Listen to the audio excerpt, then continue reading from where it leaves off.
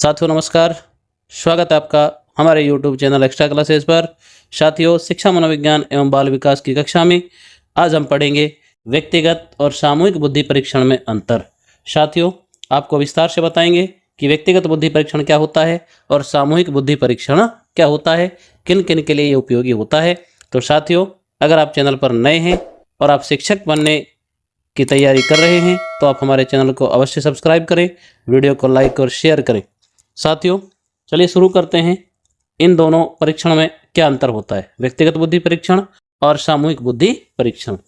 साथियों, यदि व्यक्तिगत बुद्धि परीक्षण की बात करें हम, यानी इंडिविजुअल, तो साथियों ये जो परीक्षण है यह छोटे बालकों के लिए उपयोगी है। किन के लिए? जो छोटे बालक होते हैं उन छोटे बालकों के लिए उपयुक्त।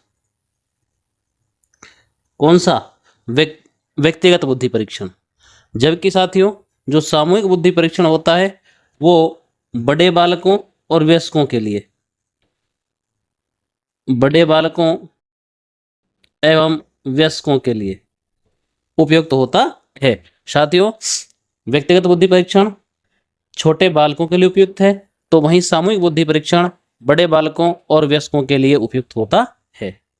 साथियों, व्यक्तिगत बुद्धि परीक्षण में परीक्षक और परीक्षार्थी का निकट संबंध होता है। यानी परीक्षक जो परीक्षा लेता है और परीक्षार्थी यानी कि जिसकी परीक्षा ली जाती है में निकट संबंध होता है। इन दोनों में क्या होता है? निकटता का संबंध होता है। लेकिन जो सामूहिक बुद्धि परीक्षण है इसमें निकट संपर्क स्थापित नहीं, यानी निकट संपर्क स्थापित नहीं हो पाता। ठीक है, ये दूसरा अंतर है दोनों में। साथियों, जो व्यक्तिगत बुद्धि परीक्षण है उनकी सीमा प्राय निश्चित नहीं होती, यानी समय सीमा, इनकी जो समय सीमा है वो प्राय निश्चित नहीं, अर्थात इनकी समय सीमा प्राय निश्चित नहीं होती है। जबकि जो सामूहिक बुद्धि परीक्षण होते हैं इनकी समय सीमा प्राय निश्चित होती है। इनकी समय सीमा कैसी होती है? प्राय निश्चित होती है, यानी कि ज़्यादातर निश्चित होती है। साथियों, जो व्यक्तिगत बुद्धि परीक्षण है ये सामान्यतः, यानी कि हम प्राय कह सकते हैं, ये मौखिक होते हैं। यानी कि प्राय कैसे होते हैं? ये मौखिक होते हैं। जबकि जो सामूहिक बुद्धि परीक्षण होते हैं ये प्राय लिखित होते हैं। ये प्राय लिखित होते हैं। साथियों, इनमें अगला अंतर ये होता है कि जो व्यक्तिगत बुद्धि परीक्षण है वो इनके लिए बहुत समय और धन की आवश्यकता होती है। यानी कि इनके लिए अधिक समय और अधिक धन की आवश्यकता होती है। साथियों, जबकि जो सामूहिक बुद्धि परीक्षण है इनमें अपेक्षाकृत कम समय लगता है। इनकी अपेक्षा इनमें कम समय और कम धन की आवश्यकता होती है। साथियों, इनमें और क्या अंतर होता है दोनों में? देखिए, जो व्यक्तिगत परीक्षण होते हैं साथियों, इन व्यक्तिगत परीक्षणों के लिए प्रशिक्षित व्यक्तियों की आवश्यकता होती है। इनके लिए किसकी आवश्यकता? प्रशिक्षित व्यक्तियों की आवश्यकता।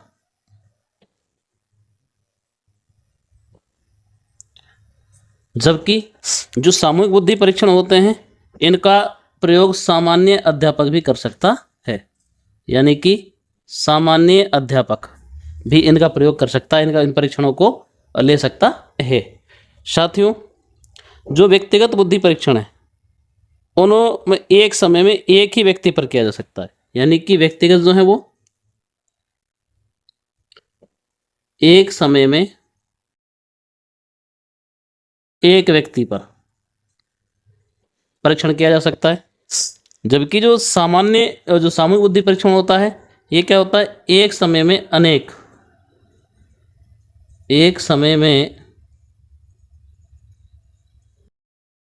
अनेक व्यक्तियों पर परीक्षण किया जा सकता है। साथियों, जो व्यक्तिगत परीक्षण होते हैं इनमें क्या होता है कि निष्कर्ष और प्रमाणिक और विश्वसनीय होता है, यानी कि इनसे जो प्राप्त निष्कर्ष होता है वो निष्कर्ष कैसा होता है, वो निष्कर्ष प्राय प्रमाणिक और विश्वसनीय होता है। जबकि साथियों, जो सामूहिक बुद्धि परीक्षण होते हैं ये कम विश्वसनीय होते हैं। ये कैसे होते हैं, विश्वसनीय तो होते हैं लेकिन कम विश्वसनीय होते हैं। साथियों, ये कुछ महत्वपूर्ण अंतर है इन दोनों में। इनमें कुछ और अंतर है जो कि हम आपको बता रहे हैं। साथियों, जो व्यक्तिगत बुद्धि परीक्षण होते हैं वो व्यक्तिगत बुद्धि परीक्षण की एक विशेषता ये होती है कि इसमें परीक्षण के समय परीक्षार्थी को प्रोत्साहन दिया जाता है, यानी कि जो परीक्षार्थी है उसको क्या दिया जाता है, प्रोत्साहन दिया जाता है। लेकिन साथियों, इसमें प्रोत्साहन जैसा कुछ नहीं होता है, अर्थात इसमें प्रोत्साहन नहीं दिया जाता है। साथियों, जो व्यक्तिगत परीक्षण होते हैं उनमें उत्तर देते समय नकल का कोई अवसर नहीं होता, यानी कि इनमें नकल नहीं होती। जबकि जो सामूहिक बुद्धि परीक्षण होते हैं इनमें क्या हो सकती है, नकल हो सकती है। साथियों, ऐसे ही जो व्यक्तिगत बुद्धि परीक्षण है साथियों, इनका जो फलांकन करना कठिन होता है। इनका फलांकन करना कैसा होता है, कठिन होता है। जबकि इनका फलांकन कैसा होता है, इनका फलांकन करना सरल होता है। और साथियों, कि जो व्यक्तिगत बुद्धि परीक्षण होते हैं इन व्यक्तिगत बुद्धि परीक्षणों में वस्तुनिष्ठता अपेक्षाकृत कम होती है, यानी कि इनमें जो वस्तुनिष्ठता है वो कम होती है। जबकि जो सामूहिक बुद्धि परीक्षण होते हैं इन सामूहिक बुद्धि परीक्षणों में क्या होता है कि जो वस्तुनिष्ठता है वो वस्तुनिष्ठता क्या होती है, मतलब हम कह सकते हैं कि अपेक्षाकृत अधिक होती है, यानी कि वस्तुनिष्ठता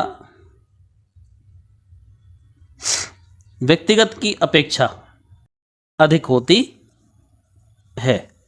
साथियों, ऐसे ही हम यदि बात करें कि जो व्यक्तिगत बुद्धि परीक्षण होते हैं उनमें वैधता और विश्वसनीयता अधिक होती है। इनमें क्या होती है, इनमें वैधता और विश्वसनीयता अधिक होती है। वैधता एवं विश्वसनीयता जो होती है वो अपेक्षाकृत अधिक होती है। जबकि इनमें क्या होती है, वैधता और विश्वसनीयता अपेक्षाकृत कम होती है। वैधता और विश्वसनीयता अर्थात कम, यानी इनकी बजाय कम होती है। साथियों, जो व्यक्तिगत बुद्धि परीक्षण होते हैं उनमें परीक्षार्थी अपने कार्य के प्रति सतर्क होता है, यानी कि कार्य के प्रति कैसा होता है, सतर्क होता है। जबकि इनमें जो परीक्षार्थी है वो कैसा होता है, वो उदासीन होता है, अर्थात वो इतना सतर्क नहीं होता है। साथियों, यह है व्यक्तिगत बुद्धि परीक्षण और सामूहिक बुद्धि परीक्षण में मुख्य अंतर जो कि हमने आपको बताए। साथियों, एक और अंतर आप ध्यान रख सकते हैं, जैसे व्यक्तिगत जो बुद्धि परीक्षण होते हैं इसमें क्या होता है, आवश्यकता अनुसार परिवर्तन। इनमें क्या कर सकते हैं अपन, आवश्यकता अनुसार परिवर्तन कर सकते हैं, लेकिन इनमें परिवर्तन संभव नहीं। इनमें परिवर्तन संभव नहीं होता है।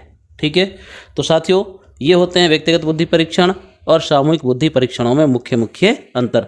साथियों आशा है आपको समझ आए होंगे व्यक्तिगत और सामूहिक बुद्धि परीक्षण का अंतर, और अंतर को पढ़ना इसलिए ज़रूरी है क्योंकि व्यक्तिगत बुद्धि परीक्षण और सामूहिक बुद्धि परीक्षण दोनों के बारे में हमें पूरी जानकारी अंतर को पढ़ने से पता लग जाती है। तो साथियों आज की कक्षा में इतना ही, मिलते हैं आपसे अगली कक्षा में एक नए वीडियो के साथ और नए टॉपिक के साथ। तब तक के लिए जय हिंद, जय भारत।